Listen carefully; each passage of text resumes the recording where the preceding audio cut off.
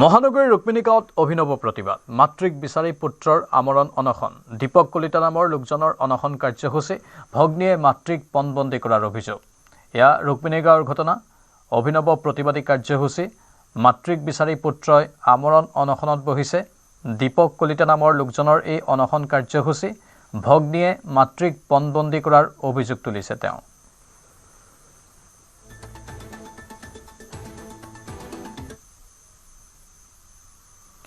গোগামুখৰ অসম অৰুণাচল সীমান্তৱৰ্তী মিংমাং বদতিত পুনৰ প্ৰতিবাদ মিংমাং বদতিৰ গুলীচালনাৰ 9 দিন হোৱাৰ পাছতো আজিলৈকে 4 অভিযুক্তক গ্ৰেপ্তাৰ কৰিব নোৱাৰাত পুনৰ ৰাজপথলৈ ওলাই আহিল স্থানীয় লোক বদতি মহিলা সমিতিৰ উদ্যোগত আৰু বদতি নেহেৰু যুৱ সংঘৰ সহযোগত প্ৰতিবাদী সমদল কাৰ্যসূচী ৰূপায়ণ বিবাদমান এলেকাৰ স্থায়ী সমাধান দুষ্কৃতিকাৰীক আটক আঘাতপ্ৰাপ্ত পৰিয়াললৈ 20 লাখ টকা ক্ষতিপূৰণ দিয়া আদিকে ধৰি 6 দফীয়া দাবী জনায় শীঘ্ৰে দুৰ্বৃত্তক কৰায়ত্ব কৰক হাতে হাতে প্লেকাৰ্ড লৈ বদতি অঞ্চল কপাই তোলে প্ৰতিবাদী মহিলাসকলে ইফালে আজি মিংমাং বদতি অঞ্চলত বিৰোধীৰ উপদলপতি তথা নৱবৈশা সমষ্টিৰ বিধায়ক জয়প্ৰকাশ দাসৰ নেতৃত্বত কংগ্ৰেছৰ এটা সজাতি দলে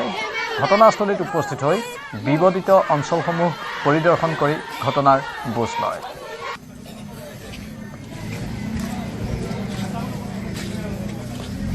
জিলা প্ৰশাসন আৰু চৰকাৰে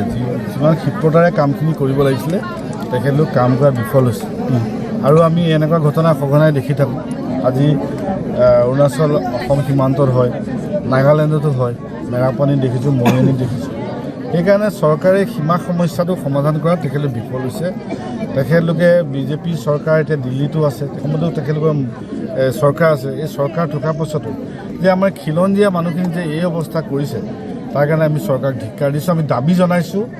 যে ইয়াৰ উচিত তদন্ত হওক যিসকলে আমাৰ অসমীয়া মানুহৰ খিলঞ্জীয়া মিচিং ভাইসকলক গুলীয়ালে তেখেতলোকক এই চিহ্নিত কৰি উচিত শাস্তি দিয়ক আৰু এই যে চিৰদিনীয়া এই যিটো সমস্যা আছে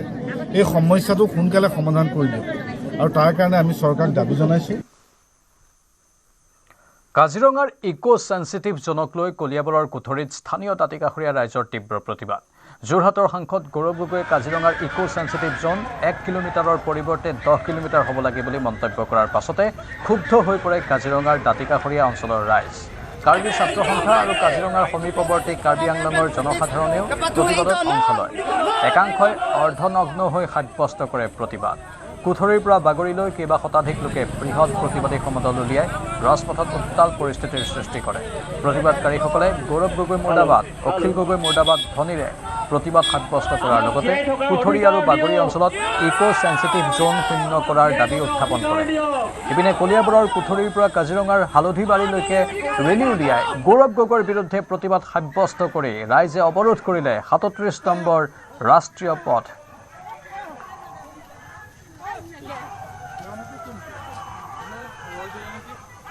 মুখ্যমন্ত্ৰী মহোদয় প্ৰেৰণৰ ব্যৱস্থা কৰিবৰ কাৰণে কিছু ৰাজনৈতিক দলৰ কিছু নেতাই এই 1 কিলোমিটাৰটোৰ বিৰোধিতা কৰি তেওঁলোকে 10 কিলোমিটাৰটোৱে সমৰ্থন কৰিছে 10 কিলোমিটাৰ ইকো সেন্সিটিভ জোন থাকিব লাগে বুলি তেওঁলোকে বক্তব্য আগবঢ়াইছে আমি তেওঁলোকৰ বক্তব্যক বা তেওঁলোকৰ ইচ্ছাক আমি গৰিহণা দিছোঁ আমি তেওঁলোকক ধিক্কাৰ দিছোঁ কাৰণ আমি কাজিৰঙাৰ কাষৰ দাঁতিকাষৰীয়া ৰাইজে ইকো সেন্সিটিভ জোন বা কাজিৰঙাৰ বন্য জীৱ জন্তু বা কাজিৰঙাৰ বিভিন্ন আইনৰ কাৰণে যি সমস্যা ভুগি আহিছোঁ সেই সমস্যাৰ পৰা পৰিত্ৰাণ পাবৰ কাৰণে মাননীয় মুখ্যমন্ত্ৰী মহোদয়ে যি 1 কিলোমিটাৰত ইকো সেন্সিটিভ ৰখাৰ প্ৰস্তাৱ প্ৰেৰণৰ যি প্ৰস্তাৱ বক্তব্য আগবঢ়াইছে তাক আমি আদৰণি জনাইছোঁ গতিকে আমি আজি এই প্ৰতিবাদটো এইকাৰণে কৰা হৈছে যে যোৱাকালি গৌৰৱ গগৈ ডাঙৰীয়া কিছুদিন আগতে অখিল গগৈ ডাঙৰীয়াই তেওঁলোকে বক্তব্য আগবঢ়াইছে যে ইয়াত 10 কিলোমিটাৰটোৱে প্ৰযোজ্য থাকিব লাগে গৌৰৱ গগৈক আমি ধিক্কাৰ জনাইছোঁ গৌৰৱ গগৈ ইকো সেন্সিটিভ জোন ইকনমিক জোন এই কথাটোৱে নাজানে তেওঁ প্ৰথমতে ইকো সেন্সিটিভ জোনটো পঢ়ক ইকো সেন্সিটিভ জোনটো হ'লে আমাৰ দাঁতিকাষৰীয়া অঞ্চলৰ ৰাইজৰ কি ক্ষতি হ'ব আমাৰ ইয়াত 3টা 4টা পৰ্যায়ক্ৰমে হ'ব যিকোনো ধৰণৰ আমাৰ ইয়াত সমস্যাৰ সন্মুখীন হ'ব পাৰে এই সমস্যাৰ সন্মুখীন হোৱাৰ ক্ষেত্ৰত তেওঁ কালি যি ধৰণে 10 কিলোমিটাৰ ইকো সেন্সিটিভ জোন ঘোষণা কৰিবৰ কাৰণে তেওঁ কহৰাত প্ৰতিবাদী কাৰ্যসূচী গ্ৰহণ কৰিছে তেওঁক আমি ধিক্কাৰ জনাইছোঁ 1 কিলোমিটাৰ বা 3 কিলোমিটাৰলৈ যদি এই ইকো সেন্সিটিভ জোন সম্প্ৰসাৰণ কৰা হয় তেতিয়াহ'লে আমাৰ যি খিলঞ্জীয়া লোক আছে এই খিলঞ্জীয়া লোকসকল কিন্তু বহুত বিপদত পৰিব আমি এইটো দাবী উত্থাপন কৰিছোঁ যে কাজিৰঙাৰ কাষৰ যিসকল খিলঞ্জীয়া লোক আছে এই খিলঞ্জীয়া লোকসকলৰ যিখিনি ঠাই আছে তাত যাতে 0 কিলোমিটাৰ হয় আৰু বাকী যিসকল অনাবাসিক স্থান আছে বা বনাঞ্চল আছে সেই স্থানখিনিত 1 কিলোমিটাৰ ইকো সেন্সিটিভ জোন ধৰিলে আমাৰ কোনো আপত্তি নাই বুলি আমি দাবী উত্থাপন কৰিছোঁ। এখন দিছপুৰ লাষ্ট গেট নহয় তেওঁলোকে ক'ৰবাৰ পৰা দৌৰি আহিব ইয়াত ধৰ্মঘট কৰিব ইয়াত কাজিৰঙাবাসীক আৰু সমৰ্থন নাই তেওঁ এলিভেটেড কৰিডৰে দেখোন বিৰোধিতা কৰিলে হোৱাট কাইণ্ড অফ পাৰ্চন তেওঁ সংসদ ক'বলৈ আমাৰ লাজেই লাগে তেওঁ সেই সংসদত পাৰ্লিয়ামেণ্টত গৈ পেলাই ইংৰাজীত কেইটামান চিঞৰি ভাষণ দিলে সেইটো কৰ্মদক্ষ বুলি নুবুজায় আচলতে আমি কাজিৰঙাবাসী সদায় এই কাজিৰঙা ৰাষ্ট্ৰীয় উদ্যানৰ সুৰক্ষাৰ কাৰণে আমি চৰকাৰৰ লগত আছোঁ আৰু চৰকাৰক আমি অনুৰোধ জনাইছোঁ মুকলিভাৱে যে 0% ইকো সেন্সিটিভ জোন কৰক আমি এইটোৱে কামনা কৰোঁ।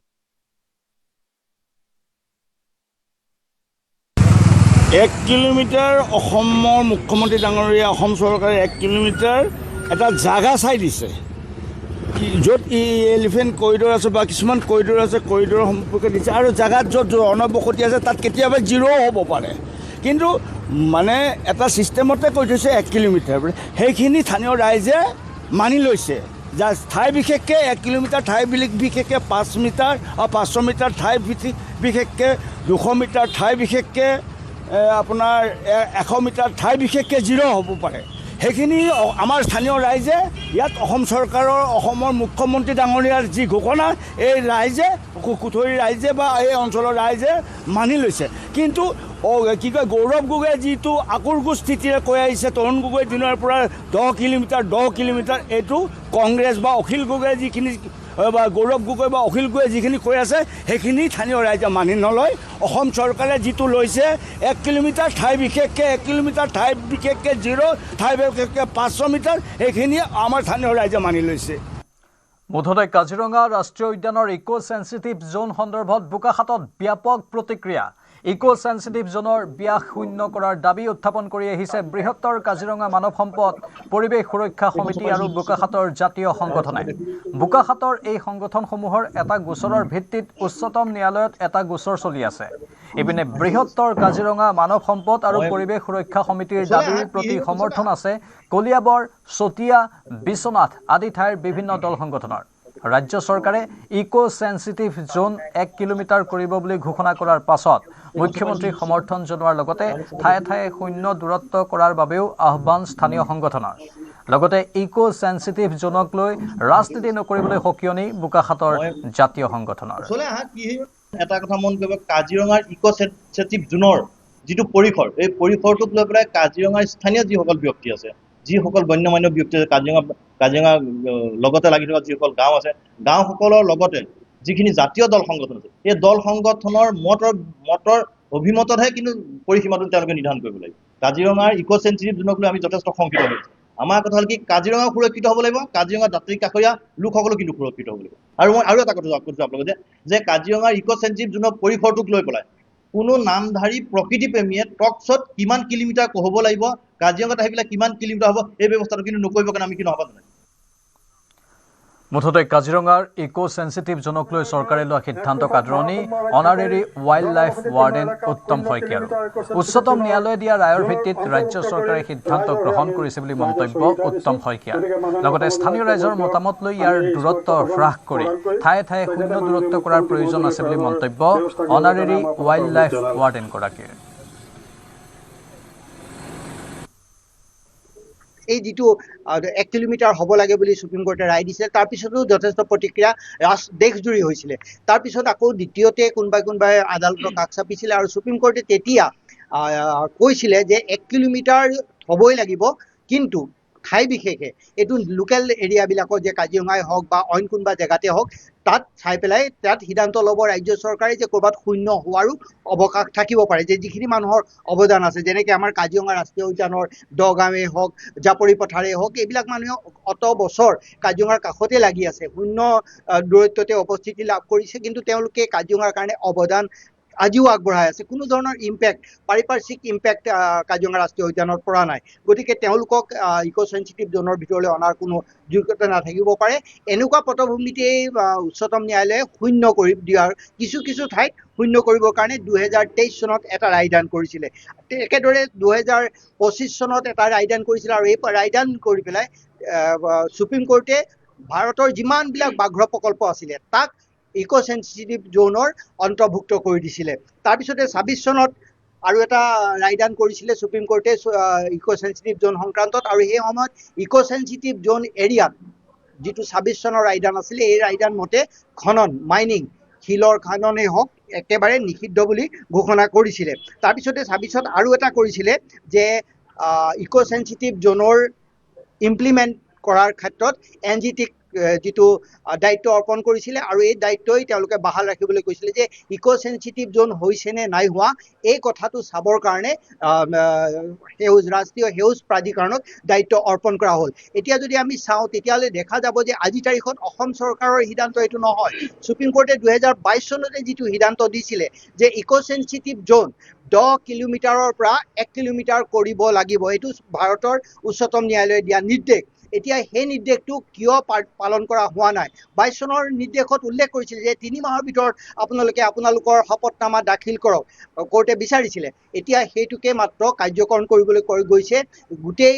যিখিনিয়ে কৰা নাই ভাৰতত, অসম বুলিয়ে নহয়, ভাৰতৰ যিকোনো প্ৰান্তত যদি ইক' চেঞ্চিটিভ জ'ন